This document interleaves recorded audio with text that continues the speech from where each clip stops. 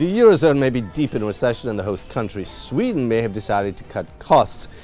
But Europe still knows how to have a party. Francis Robertson is here to tell us all about Eurovision 2013. Francis, who are the hot favourites this year? Well, this year it's all about Denmark. Emily de Forest is singing Only Teardrops. She's hitting a lot of Eurovision buttons. There's a sort of folksy instruments. There's a guy playing a recorder. She doesn't wear shoes because she says she likes to be able to feel the earth through her feet when she sings. And she's kind of like strutting around on stage. So they've got a really good show with some really great fancy backdrops. So let's have a little look at her performance now. We only got ourselves to blame.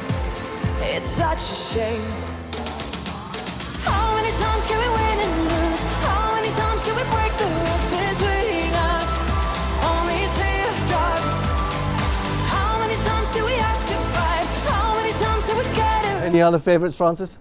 Oh, I'm a bit emotional after Emily there. But she's up against some strong Scandinavian competition because there's also Norway who are looking very good. The singer, she qualified last night in the semi-finals, has this incredible kind of white dress. You wake me up from the snow where I was born. Now I can't see. Okay, I gather that this year we've had a lot of semi-finals where they've really had to cut down the number of acts for the big night. Right, exactly. It's so popular, you know. Eurovision does have a kind of geopolitical aspect as well, that people see it as a kind of like soft entry of saying they're ready for Europe. So there's actually over 40 countries that are eligible to go in for it.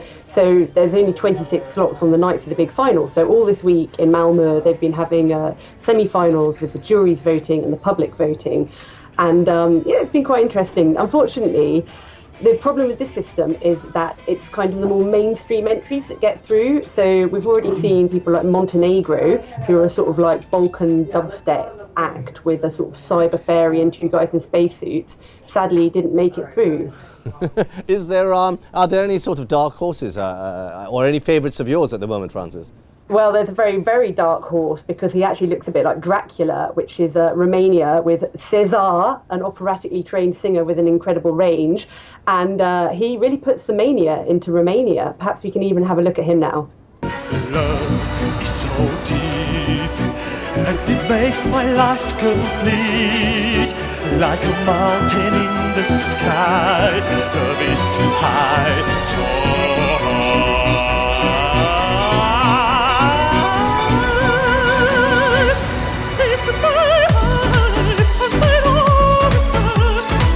Amazing stuff, Francis. From what I can gather, this contest every year just seems to get bigger and bigger and bigger.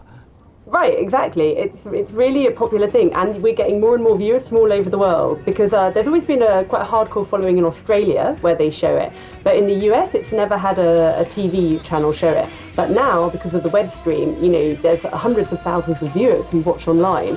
And I was speaking to the Eurovision guys yesterday, and they tell me 14 or 15% of the web stream viewers are actually watching from the US. So it could be the last big market that it's got to crack. Finally, I have to ask you quickly, Francis, novelty acts. There's always one that cracks everybody up every year. What can we expect this year? Well, unfortunately, a lot of the craziest things did get chucked out in the semi-finals. So we've lost Bulgaria's bagpipes, but we've got the Greeks who are in skirts, which is good fun, singing Alcohol is Free and bouncing around on the stage. And we've got Finland. So Team Ding Dong, Krista is dancing around. She's got a wedding dress on, and there's even a slightly shocking moment where she kisses one of her female bridesmaids, which is entirely appropriate because Malmö has said that it will go gay for Eurovision and light its buildings up with rainbow flags. As we said, Francis, Europe still knows how to party.